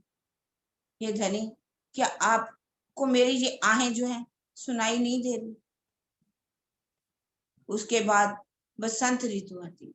बसंत ऋतु में तो चारों तरफ फूल ही फूल खिल जाते हैं, लगता है मानो पीली चादर बिछ गई। ऐसी ऋतु में भी कितना विरह करते हैं, कैसे सुंदर फूल निकल आए। फिर आती है गर्मी की ऋतु, ग्रीष्म। कहते कितने फल पक गए, फलों में भी रस आ गया है और मैं रसहीन होकर के आपके विरह में तड़प रही हूं। और फिर आती है वर्षा ऋतु। वर्षा ऋतु में कहते हैं कि सावन की ऋतु, बाहर से उनके जो प्रीतम है वो भी अपने अपने घरों में आ जाते हैं। एक मैं ही अभागिन हूं जो आपके बिना कैसे जी रही। 2 प्रकार का विरह है खटूती में, एक सदगुरु महाराज के लिए है और एक अपने अक्षातीत धाम धनी के लिए। जब दिवाली की ऋतु आती है तो दिवाली की ऋतु में कितना विरह करते हैं। जब होली की ऋतु आती है, होली का त्योहार आता है, तो उन त्योहार में कैसे कहते हैं कि आज सभी सुंदर साथ इकट्ठे होंगे, कैसे आपके साथ आपको रंग डाल रहे होंगे, आप भी सुंदर साथ के साथ रंग के साथ होली खेल रहे होंगे, सबको होली का टीका लगा रहे होंगे। क्या मैं एक वीरन आपके साथ आकर के होली भी नहीं खेल सकती? क्या मुझे आप अपने प्रेम के रंगों में नहीं रंग सकते? उनकी कैसे विरह की जो दिशा है उसका वर्णन किया गया है कटूती ग्रंथ। एक दिन क्या होता है,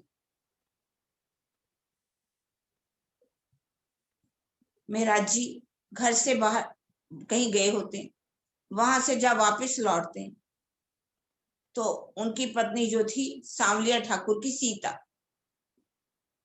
वो उसको खाना गर्म करके देना पड़ता। क्या कहती है, महाराज जिस सतगुरु के लिए तुम अपने भाई सांवलिया ठाकुर को मारने के लिए दौड़े थे, आज वही सांवलिया ठाकुर यदि उस समय मर गए होते तो आज किसके टुकड़ों पर आप गुजारा करते? आज उसी भाई के घर में रह करके उन्हीं के कमाए हुए पैसों पर तो आप भोजन कर रहे। ऐसे मर्म भेदी वचन जब उनकी भाभी मेहराज जी को कहती है तो मेहराज जी का जो हृदय है वो बाणों से इतना बिध जाता है, वो सोचते हैं अब मुझे यहां नहीं रहना, प्रातः काल ही वहां से निकल। अब यहाँ पर ये मर्म भेदी वेद वचन जो है जब बाल बाई ने कहे तो कितना दुख हुआ मेहराज जी को। क्या ऐसे वचन बोलने चाहिए? किसी का दिल दुख जाए, ये कटुक वचन नहीं बोलने चाहिए। वचन बोलने चाहिए ऐसी वाणी बोलिए मन का आपा खोए, औरन को शीतल करे, खुद भी शीतल हो। ऐसी वाणी वचन बोलने चाहिए जो दूसरों को भी निर्मल कर दे, शीतल कर दे और खुद को भी शीतलता प्रदान।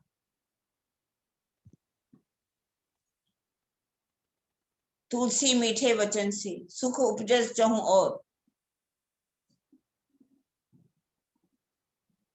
जो मीठे वचन है, तुलसी मीठे वचन से सुख उपजत चहु और, चारों तरफ क्या है, मीठे वचनों से मिठास ही मिठास हो जाती है। इसलिए कहते हैं तज दो वचन कठोर, बहुत अच्छा है, औरन को शीतल करे, खुद भी शीतल। मतलब वचन जो है हमेशा मीठे वचन बोलने चाहिए, कड़वा वचन कभी भी किसी को नहीं बोलना चाहिए। जैसे कि कटुक वचनों से क्या नहीं हो जाता। महाभारत का युद्ध क्यों हुआ? इन कटु वचनों के कारण ही।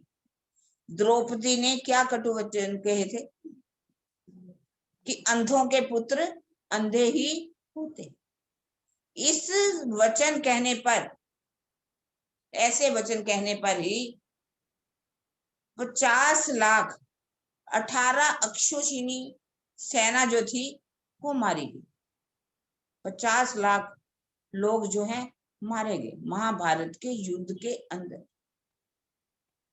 इसी तरह से ही सीता जी ने जब सोने के हिरण को लेने के लिए राम जी को भेजा, लक्ष्मण जी को उन्होंने खड़े कर दिया, उन्होंने एक रेखा लगा दी, लक्ष्मण रेखा, किसको पार नहीं करना। लेकिन बहुत समय तक जब रामचंद्र जी नहीं आए तो उन्होंने कहा कि लक्ष्मण भैया आप जाओ, लक्ष्मण जी आप जाओ। लक्ष्मण जी ने कहा देखो मैं अपने भैया का कहना मानूंगा, मैं नहीं जा सकता। तो उन्होंने जबरदस्ती ऐसे वचन कठोर कह दिए कि लगता है कि आपकी नजर मेरे ऊपर आ चुकी, आप चाहते हो कि भाई राम समाप्त हो जाए और मैं आपके पास रह सकूं। ऐसे कटुक वचन सुने, लक्ष्मण जी गए, सीता का हरण हुआ। इस ऐसे वचनों के कारण ही रामायण के अंदर भी लिखा है कितना युद्ध हुआ, कितने बेगुनाह उसमें मारे गए। तो कहते हैं कि एक ऐसा कटुक वचन यदि किसी को बोल दिया जाए, कहते हरा एक वृक्ष है उसको काट दिया जाए तो फिर से वो हरा भरा हो जाता है, लेकिन किसी को ऐसे कटुक वचन कहे जाएं जिससे उसका हृदय रक्त रंजित हो जाए और ऐसा रोगी, मानसिक रोगी जो है कभी भी चाहे अपने आप को ठीक कर सके। मानसिक रोग ऐसा रोग है यदि किसी को लग जाता है तो जल्दी से ठीक नहीं हो। कहते कुछ भी कर लो, लेकिन ऐसे वचन किसी को भी मत बोलो। बेशक मंदिर मस्जिद तोड़ो, बुल्ले शाह कहता, पर प्रेम भरा दिल किसी का ना तोड़ो, इस दिल में दिलबर। ये बुल्ले शाह ने कहा। कहते शास्त्रों से लगे हुए जो जख्म है वो तो भर जाते हैं, लेकिन कटुक वचनों से जो वचन चुभ जाते हैं हृदय से, वो कभी भी निकलते नहीं, चाहने पर भी नहीं निकलते। इंसान जो है कोई भी अच्छी बातों को तो भूल जाएगा, लेकिन किसी के कटुक वचनों को कभी भी भूलेगा नहीं। इसलिए वचन कैसे बोलने चाहिए? जो सत्य हो, प्रिय हो, हितकारी, ऐसे वचन बोलने चाहिए। जैसे ही वहां से चलते हैं, कला जी के पास ध्रुव देश में पहुंचे और जाकर के कहते हैं कि मुझे आप अपने यहाँ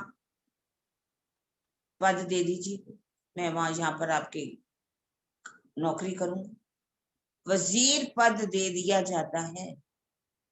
वहां पर 2 वर्ष तक कला जी के पास नौकरी करते हैं, अच्छी तरह से पूरा कार्यभार संभाल लेते हैं, और 8 महीने तक उनको कहाँ जाना पड़ता है?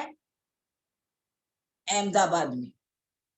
अहमदाबाद में जब जाते हैं टैक्स भरने के लिए, टैक्स भरने के लिए वहां पर जो राजा होते हैं, शराबी होते हैं, कबाबी होते हैं, उनके बार बार जा करके चरणों में झुकना पड़ता है, सलाम करना पड़ता है, अल्लाह बजाना पड़ता है।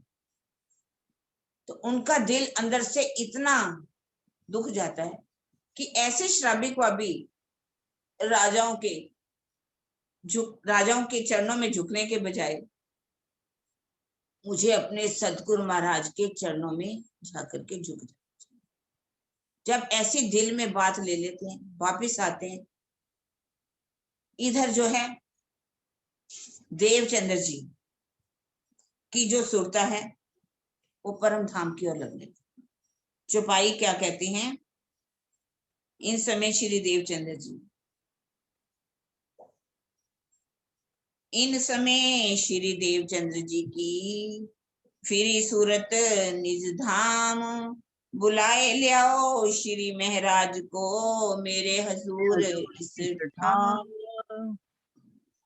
क्योंकि देवचंद्र जी ने भेजा, अब कहा कि बाल भाई कोई तो जाओ और मेरे महाराज को बुला करके, क्योंकि मेरी सुरता जो है अब परम धाम में लग रही है।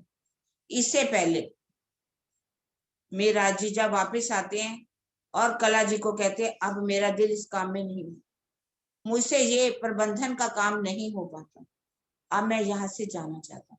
उन्होंने कहा ये तुम्हारे ऊपर अख्तियार है, जैसा आप समझो ठीक, जो इस कार्य को अच्छी तरह से संभाल सके आप उसको कार्य को दे सकते।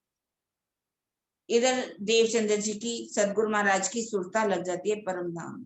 कहते कोई तो जाओ और जा करके मेरे महाराज को बुला करके लेके। बालबाई जो है बुलाने के लिए आती है। बालबाई कहती है बिहारी जी को कि आप अब महाराज जी को कि आपको सदगुरु महाराज बुला रहे हैं आकर के। कहते ठीक है, मैं जल्दी ही काम सौंप करके वापस आ जाऊं। अब कुछ काम करने में देरी, इधर मिलने में देरी होती है, लेकिन सदगुरु महाराज तो कहते जाओ बिहारी जी, तुम जाओ और महाराज को लेकर के आओ। जैसे ही बिहारी जी महाराज के पास आते हैं और आकर के क्या कहते हैं, मांगी अंबर कस्तूरी, क्योंकि पिताजी की तबीयत ठीक नहीं है, आप मुझे अंबर और कस्तूरी दे दीजिए। उन्होंने अंबर और कस्तूरी मंगा करके दे दी और कहा, कस्तूरी क्या होती है? हिरण की नाभि में होती है। ये ऐसी कस्तूरी होती है जिसको खाने से शरीर के अंदर बहुत शक्ति आ जाती है, जो कमजोर है शरीर वो भी ठीक हो जाता है। अंबर एक प्रकार का इत्र होता है, ये भी औषधि के रूप में काम आता है। ला करके जब दे दिया जाता है अंबर कस्तूरी, कहते क्या सदगुरु महाराज मुझे याद कर रहे हैं?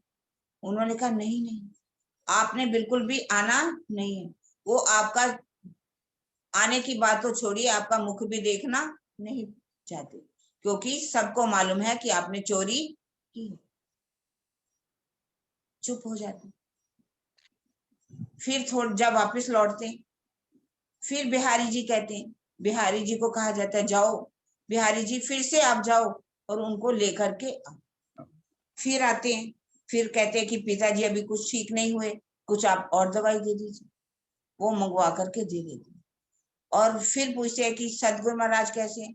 कहते सदगुरु महाराज आपको याद नहीं करते, आपको वहां पर आना भी नहीं है, क्योंकि उनके अंदर क्या बात बैठ चुकी थी? एक ही बात बैठ चुकी थी कि यदि महराज जी यहाँ पर आ जाते हैं तो राज्य की जो शक्ति है वो सदगुरु महाराज से निकल करके उनके अंदर बैठ जाए। यदि उनके अंदर बैठ गई तो तुम्हें क्या मिलेगा? सबने उनको भी अच्छी तरह से भड़का रखा। ये सोचना हमें चाहिए कि सदगुरु महाराज के अंदर जो आवेश है, जो युगल स्वरूप है, वो किसी स्थान के अधीन है। वो तो जहां भी हो वहां जाकर के आवेश विराजमान हो सकता, उसके लिए कोई जगह का बंधन नहीं है। अगर किसी को ना आने दिया जाए तो क्या वो वहां पर नहीं होंगे तो नहीं आएगा आवेश? लेकिन उनके दिल में ये बात बैठी हुई थी बिहारी जी, इसलिए बिहारी जी ने तो यहाँ तक कह दिया कि गली गली में शोर है, मैं राय ठाकुर चोर, आपको वहां पर नहीं आना। वो तो आपको देखना भी नहीं चाहता। मन अपना इतना उदास कर लेते हैं पर जाते हैं नहीं। इतने में वहां पर जो देवचंद्र जी हैं वो क्या कहते हैं कि उस देव कोई तो जाओ, उस महराज को बुला करके लाओ जो मेरे लिए सिंधी भाषा में भजन बना करके बोला करते थे। जान हुन कोड धड़, मेरे अगर इस शरीर पर करोड़ों धड़ लग जाएं, धड़ धड़ कोड मथन, और धड़ एक एक धड़ पर करोड़ों मुख लग जाएं, मत्था मत्था कोड मुंह, मत्थे हो और मत्थे पर करोड़ों मेरे मुख लग जाएं, मुंह मुंह कोड जिबन, और एक मुंह में करोड़ों करोड़ों जीभा हो। हित्रा मिड्डी तो ही जा, इतनी जीभा से यदि मैं अपने सदगुरु महाराज के गुणों को गिनना चाहूं ताजे गुण गिनन, तो भी मैं उन गुणों को नहीं गिन सकता। पूजे तना सगन, मेरी जीभा जो है उनके गुणों को गिनने में समर्थ नहीं। इसका वर्णन प्रकाश हिंदुस्तानी में बहुत ही अच्छी तरह से कि उन्होंने कैसे कहा कि मैं अपने सतगुरु के गुणों को कैसे गिनूं। अब वहां पर तब बिहारी जी वहां से उसके बाद जो बाल भाई है उसने देखा, उन्होंने क्योंकि कह दिया था कि बिहारी जी को कहा कि तुम बुलाए ले आओ, मैं धाम दरवाजे ना बैठ सकूं, ठाड़ी इंद्रावती करे रुदन। मेरे अंदर जो इंद्रावती जी की आत्मा है वो अंदर मुझे दिखाई दे रहा कि उनकी परात्म कैसे रो रही, उसके ऊपर रोने के कितने भाव हैं। मुझे उनके धाम हृदय में जा करके विराजमान होना है। जब उनकी आत्म वहां पर उस धाम दरवाजे पर दिखाई दे रही है रोते हुए, तो मैं उनके वहां पर हृदय में कैसे विराजमान हो सकता हूँ? ऐसी बातें सुन करके बाल बाई अब भागती। बाल बाई फिर से आती है कि महराज तुमको बार बार देवचंद्र जी याद करें। श्री देवचंद्र जी तुमको बोली, श्री देवचंद्र जी तुमको सदगुरु महाराज श्री देवचंद्र जी याद करे फिर, आपको बार बार याद कर रहे हैं। मैं धाम जाए ना सकूं, मैं उस धाम हृदय में विराजमान नहीं हो सकता। रया इन खातिर, मैं महराज के कारण इसका इंतजार कर रहा हूँ कब महराज आए और मैं उनसे मेरा मिलाप हो, क्योंकि उनकी आत्मा रो रही है। जब तक उनके अंदर जीव रोता है, हालांकि जीव रोता है, आत्मा कभी भी नहीं रोता, आत्मा तो दृष्टा होती है। लेकिन यदि जीव जो है रुदन करता है तो शोभा किसको मिलती है? आत्मा को, विरह में डूबने की। इसलिए अब वो जब ऐसी बात करते हैं कि तुम्हारे कारण सतगुरु महाराज इतने दुखी हो रहे हैं, तो आप क्यों नहीं आ रहे? तब ये जब बात कही सतगुरु महाराज तुम्हारे कारण दुखी हो रहे हैं, तो इसका मार्मिक वर्णन जो है उन्होंने खटूती में की। खटूती के अंदर क्या कहा? बालबाई को कहा गया है उद्धव, और बिहारी जी को क्या कहा? अक्रूर। क्योंकि अक्रूर जो है उसने तो यही कहा था कि तुम्हारे मामा जी ने क्या किया है? यज्ञ किया है और तुम्हें बुला रहे। और उद्धव, तू तो हमें आकर के क्या कह रहा है कि तुम उस कन्हैया को भूल जाओ, क्योंकि कन्हैया को भूलो वो, और तुम क्या करो? योग करो। आगे वर्णन आता है प्रकरणों में, योग कहाँ रखें जहां रोम रोम श्याम है। तुम्हारे योग को हम क्या करें? उन्होंने कहा कि परमात्मा तो जो है निराकार है, तुम किनके चक्कर में पड़े हुए हो? वो तो पर वहां की मथुरा की जो रूपवंतियां, उनके अंदर उनकी आसक्ति हो चुकी, तुम्हें उनको भूल जाना चाहिए। उन्होंने कहा, बाल भाई, तुमने आकर के मुझे कहा कि सदगुरु महाराज तुम्हारे कारण दुखी हो रहे हैं, इसने तो मेरी हृदय को ही भेद दिया है कि सदगुरु महाराज मेरे कारण से दुखी हो रहे हैं। तुमने तो ऐसा काम किया कि जैसे कि किसी के फांसी की एक सांसी होती है, उससे किसी का मांस नोचा जाता है, तुमने तो हमारा मांस नोचने जैसा कार्य किया। हे बाल भाई, तेरी बुद्धि को मैं क्या कहूं? तेरे कारण ही मैं प्रणाम स्वीकार नहीं, मेरा गुरु महाराज ने प्रणाम स्वीकार नहीं किया। तो तूने ऐसा काम किया है कि हमको जुदा कर दी। ऐसा मार्मिक वर्णन खटूती के अंदर आता, जब वाणी उतरेगी हफ्सा में जाकर के। अब वहां से चलते हैं सदगुरु महाराज महाराज जी, सदगुरु महाराज के चरणों में पहुंच जाते। जब चरणों में पहुंचते हैं तो क्या कहते हैं? आए के मुलाकात करी, आकर के उनके चरणों में प्रणाम करते हैं। लगे श्री देवचंद्र जी के कदम, देवचंद्र जी के चरणों में झुक जाते हैं। अब पूछा है कौन है? तब देवचंद्र जी ने पूछा कि ये कौन आया है? कहा श्री महाराज की आत्म, यह श्री महाराज की आत्म। अब क्या कहा? महाराज की आत्म, अर्थात वो अपने आप को अभी नहीं कह पा रहे कि मैं इंद्रावती जी क्या, इसलिए उन्होंने महाराज का यहाँ पर शब्दों का प्रयोग किया गया।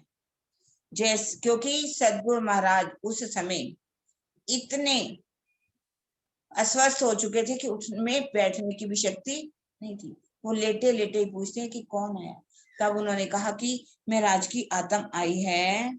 नाम सुनत महाराज को, जैसे ही उन्होंने महाराज का नाम सुना पढ़ो जो पायो सुख, कि बहुत ही सुख मिलता है।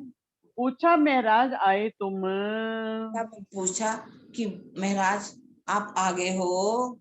बात करने लगे मुख, उनसे अब वो बातचीत करना शुरू करते हैं।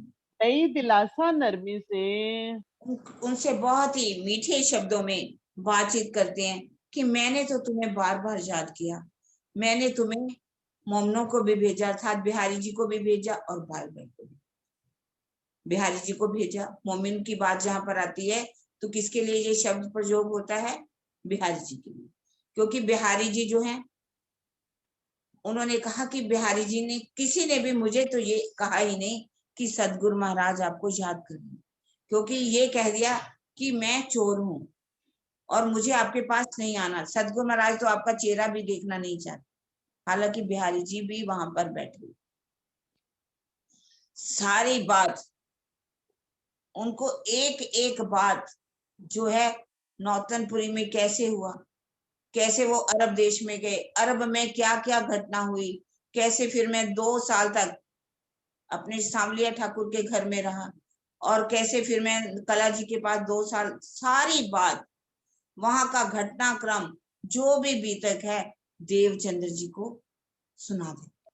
सारी बात सुनते हैं, तब क्या कहते हैं कि मैं अब जो मेरे ऊपर लौकिक काम था अब मैं सौंप करके किसी को आया। तब वो कहते हैं अब क्या तो फिर फिर दोबारा न भी जाओगे? जाओगे। कहने लगे नहीं, अब मैं वहां पर दोबारा जाने वाला नहीं, अब मैं लौकिक काम सब छोड़ करके आपके चरणों में आ गया। बहुत खुश होते हैं, कहते हैं मुझे कि मालूम फिर है। जाए के आओगे। उन्होंने कहा कि अब अगर आप फिर से तो वापस जाने वाले नहीं हो। कि उन्होंने फिर कहा जाए नहीं, के ये सारा आओगे। कार्य जो है किसी के गले में डाल करके साथ उसको सौंप करके आपके पास आ गए। इतने में वहां पर क्या होता है, थाल मंगाया जाता है भोजन का। भोजन का थाल जैसे महाराज जी इतने समय आए थे तो थाल भोजन का सामने आता है। आप उनके दिल में देखिए, बिहारी जी के लिए बिल्कुल भी कोई रोशनी,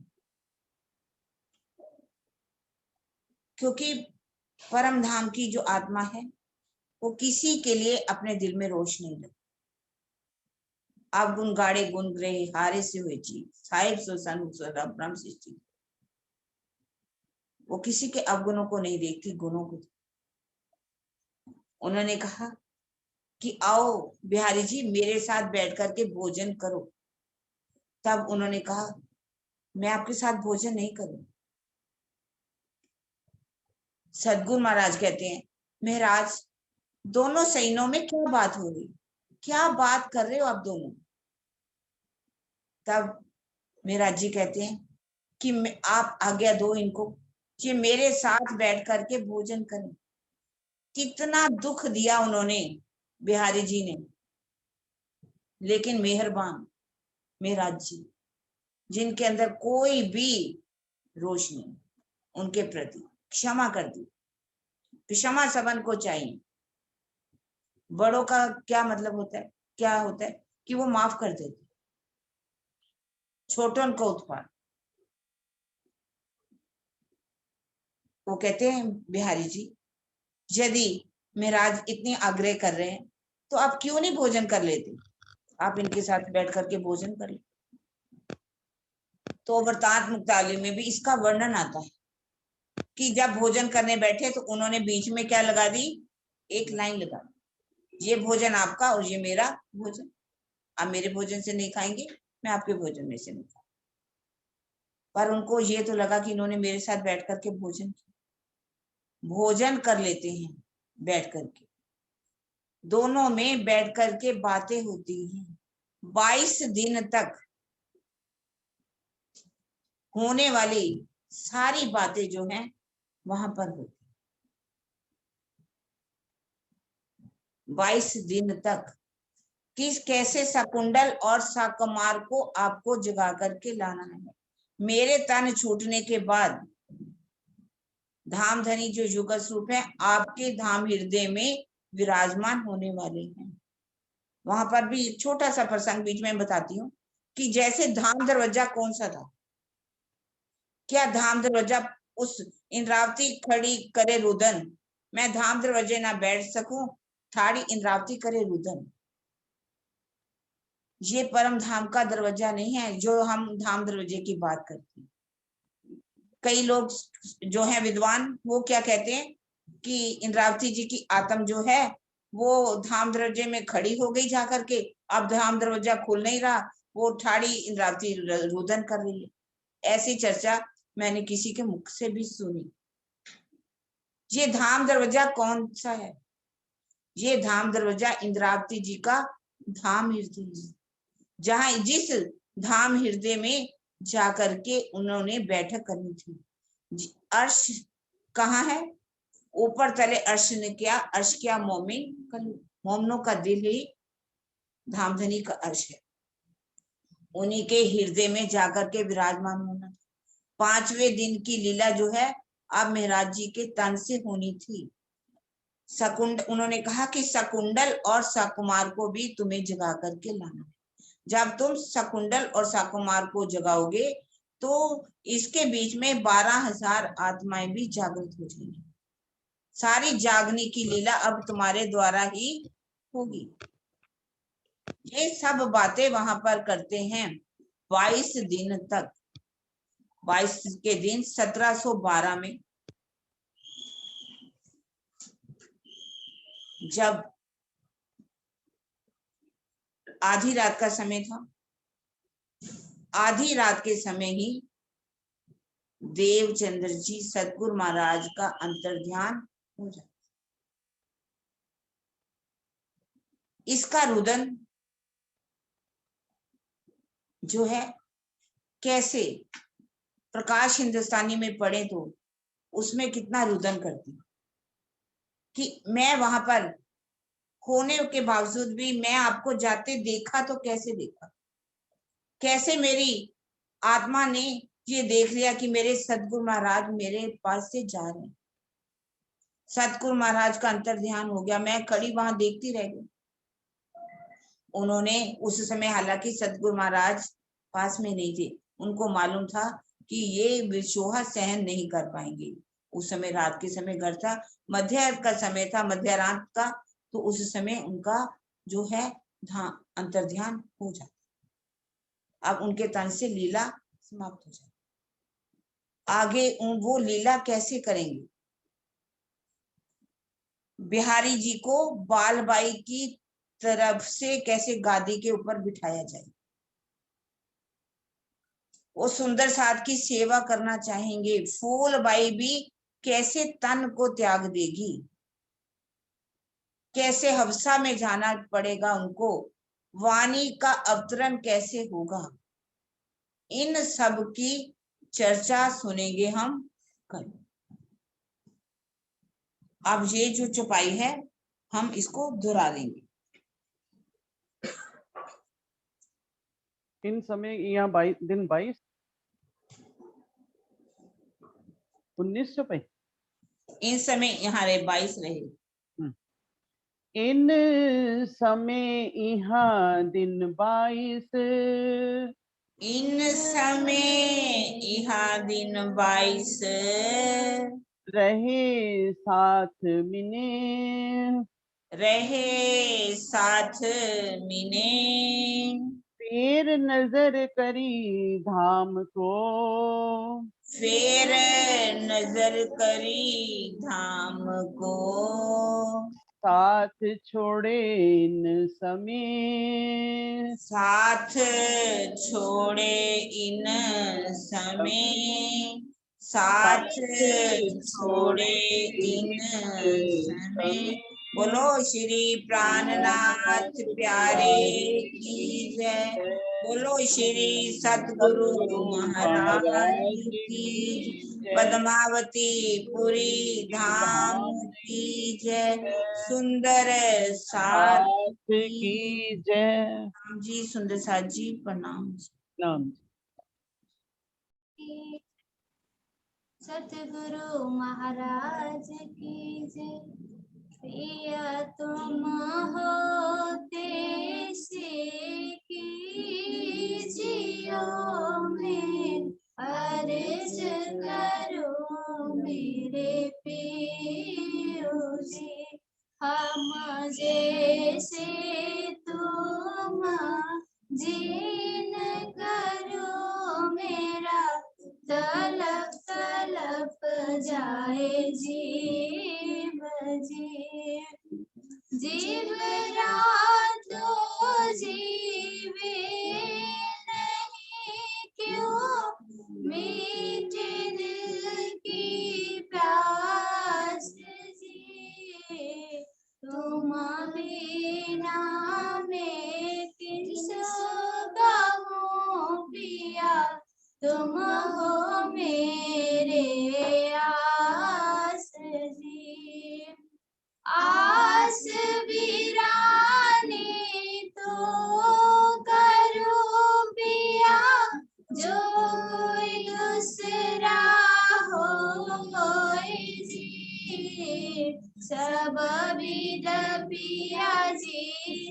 समर्थ दिन रे न जात रोए रोए जी जन्म अंधी जो में होती पिया सो क्यों देखो निकितार जी जब तुम आप दिखाओगे तेरा देखूंगी नैन नजर जी ए पुकार पिया सुन के अब दिल करो अब जीन जी किन किन खबर लीजियो में अर्ज करो दुल्हीन जी अर्ज तुम्हें करो पिया जो आदि भय अंतराय जी सो आदि अंतराय टाल के दुल्हा लीजे कंठ लगाए जी कंठ लगाए कंठ सोपिया कीजे हास विलास जी वरण में जाए श्री इंद्रावती पिया राखो कदम पास जी तुम दुल्हा में दुल्हनी पिया और न जानो बात जी इष्ट सो सेवा करो पिया सब अंगो साक्षात जी सदा सुख दाता थानी में कहाँ कहूँ किन सो बात जी महामती युगल स्वरूपा बलिया बलि बलि जाए जात जी पिया तुम होते से कीजियो में अर्ज करो मेरे पियो जी अर्ज करो मेरे थाने जी बोले श्री प्रणाम प्यारे की जय।